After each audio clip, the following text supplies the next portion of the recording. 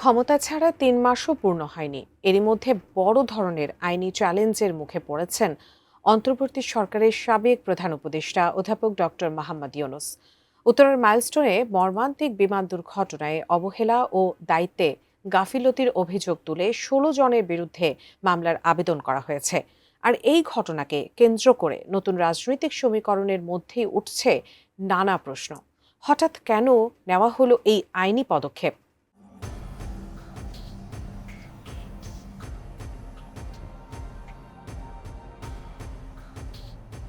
রাজধানীর উত্তরার milestone school and কলেজে প্রশিক্ষণ বিমান বিধ্বস্তে শিক্ষার্থী নিহতের ঘটনায় অন্তর্বর্তী সরকারের সাবেক প্রধান উপদেষ্টা অধ্যাপক ডক্টর মোহাম্মদ ইউনূস সহ ১৬ জনের বিরুদ্ধে আদালতে মামলার আবেদন করা হয়েছে।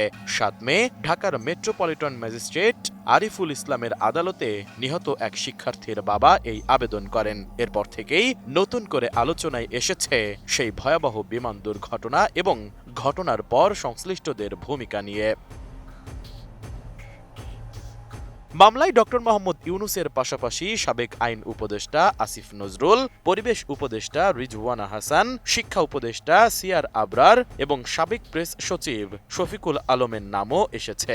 এছাড়া প্রতিরক্ষা মন্ত্রণালয়, বিমান বাহিনী এবং মাইলস্টোন স্কুল প্রশাসনের কয়েকজন কর্মকর্তাকেও আসামি করার আবেদন জানানো হয়েছে।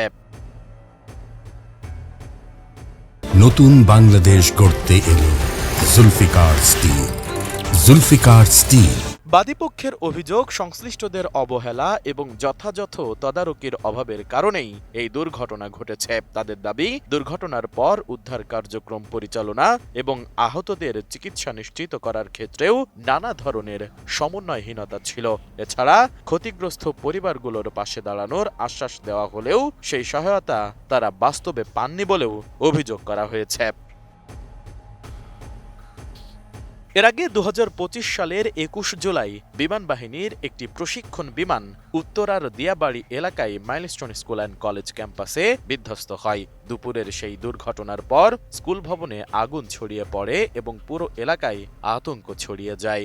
এতে ৩৬ জন নিহত হন, যাদের বেশিরভাগই ছিলেন শিক্ষার্থী।